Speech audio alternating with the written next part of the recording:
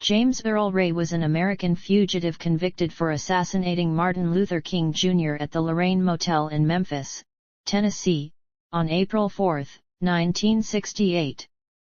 After this, Ray was on the run and was captured in the UK.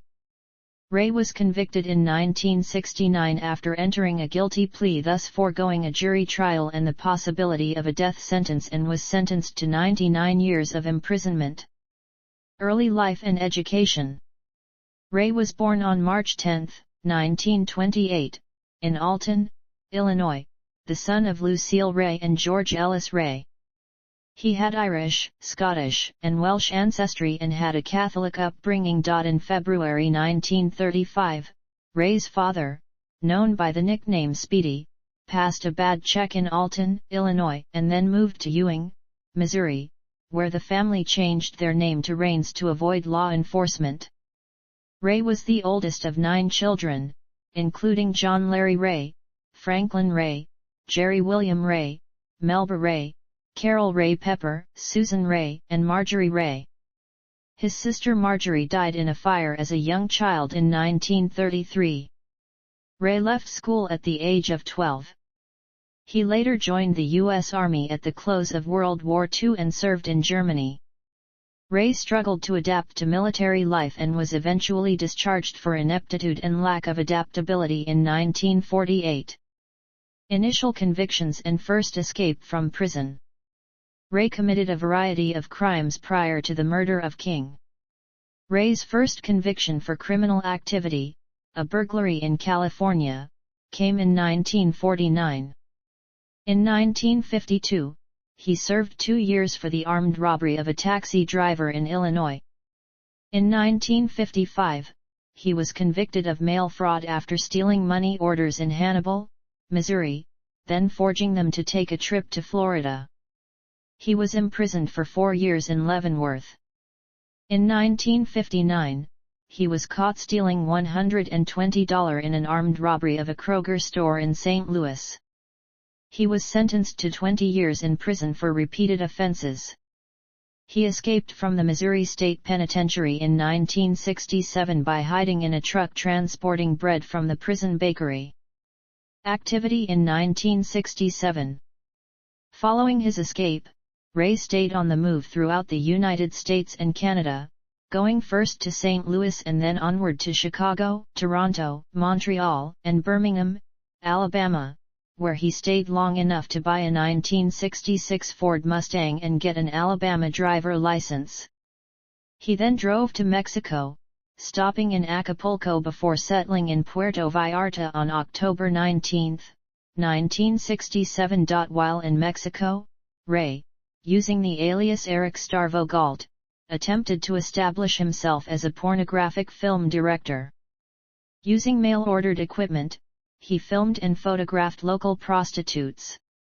Frustrated with his results and jilted by the prostitute with whom he had formed a relationship, Ray left Mexico on or around November 16, 1967, arriving in Los Angeles 3 days later. While there, Ray attended a local bartending school and took dance lessons. His chief interest, however, was the George Wallace presidential campaign. Ray was a racist and was quickly drawn to Wallace's segregationist platform. He spent much of his time in Los Angeles volunteering at the Wallace campaign headquarters in North Hollywood. He considered emigrating to Rhodesia, where a predominantly white minority regime had unilaterally assumed independence from the United Kingdom in 1965. The notion of living in Rhodesia continued to appeal to Ray for several years afterwards, and it was his intended destination after King's assassination. The Rhodesian government expressed its disapproval. Activity in early 1968. On March 5, 1968, Ray underwent a rhinoplasty, performed by physician Russell Hadley. On March 18, 1968, Ray left Los Angeles and began a cross-country drive to Atlanta, Georgia. Arriving in Atlanta on March 24, 1968, Ray checked into a rooming house. He bought a map of the city. FBI agents later found this map when they searched the room in which he was staying. On the map, the locations of the church and residence of Martin Luther King Jr. were circled. Ray was soon on the road again and drove his Mustang to Birmingham, Alabama. There, on March 30, 1968, he bought a Remington Model 760 Game Master .30-06 caliber rifle and a box of 20 cartridges from the Aero Marine Supply Company. He also bought a Redfield 2x7x scope, which he had mounted to the rifle. He told the store owners that he was going on a hunting trip with his brother. Ray had continued using the Galt alias after his stint in Mexico, but when he made this purchase, he gave his name as Harvey Lohmeyer. After purchasing the rifle and accessories, Ray drove back to Atlanta. An avid newspaper reader, Ray passed his time reading the Atlanta Constitution. The paper reported King's planned return trip to Memphis, Tennessee, which was scheduled for April 1, 1968. On April 2, 1968, Ray packed a bag and drove to Memphis. Assassination of Martin Luther King Jr. On April 4, 1968, Ray killed civil rights activist Martin Luther King Jr. with a single shot fired from his Remington rifle, while King was standing on the second-floor balcony of the Lorraine Motel in Memphis, Tennessee. Shortly after the shot was fired, witnesses saw Ray fleeing from a rooming house across the street from the motel where he had been renting a room. A package was abandoned close to the site that included a rifle and binoculars, both found with Ray's fingerprints. Apprehension and plea.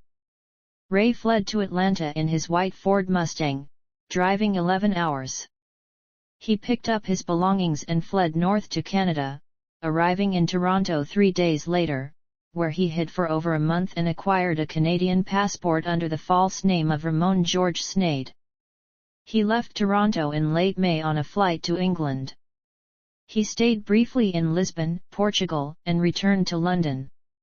Ray was then arrested at London Heathrow Airport attempting to leave the United Kingdom for Brussels. He was trying to depart the United Kingdom for Angola, Rhodesia, or apartheid South Africa using the falsified Canadian passport. At check-in, the ticket agent noticed the name on his passport, Snade, was on a Royal Canadian Mounted Police watch list. Airport officials noticed that Ray carried another passport under a second name. The UK quickly extradited Ray to Tennessee, where he was charged with King's murder. He confessed to the crime on March 10, 1969, his 41st birthday, and after pleading guilty he was sentenced to 99 years in prison. Recanting of confession. 3 days later, Ray recanted his confession.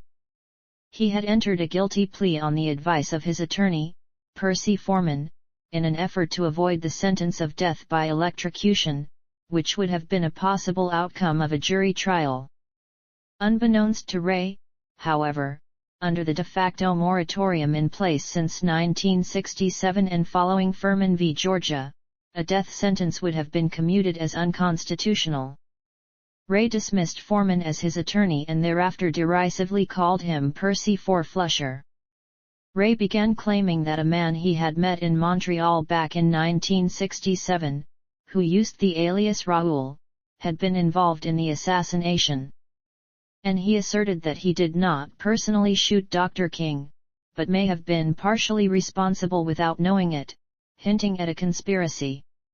Ray told this version of the assassination and his own flight during the following 2 months to journalist William Bradford Huey. Huey investigated this story and discovered that Ray lied about some details.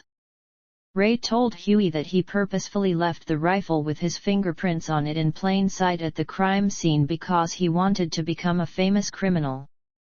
He was convinced that he would escape capture because of his intelligence and cunning, and he also believed that Governor of Alabama George Wallace would soon be elected to the presidency, so that Ray would only be confined in prison for a short time, pending a presidential pardon by Wallace. However, Ray spent the remainder of his life unsuccessfully attempting to withdraw his guilty plea and secure a jury trial. Escape from prison.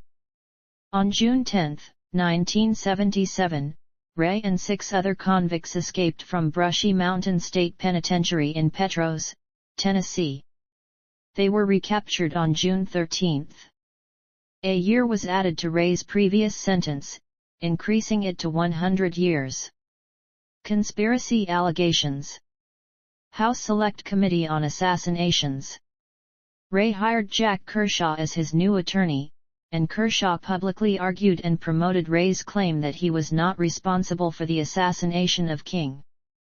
His claim was that the assassination was the result of a conspiracy of the otherwise unidentified man named Raul, who was a blonde Cuban. Kershaw and his client met with representatives of the United States House Select Committee on Assassinations and convinced the committee to conduct ballistics tests that they believed would prove Ray had not fired the fatal shot. The tests ultimately proved inconclusive. Kershaw claimed the prison escape was additional proof that Ray had been involved in a conspiracy that had provided him with the outside assistance he would have needed to break out of prison. Kershaw convinced Ray to submit to a polygraph test as part of an interview with Playboy. The magazine reported that the test results showed Ray did, in fact, kill Martin Luther King Jr. and that he did so alone.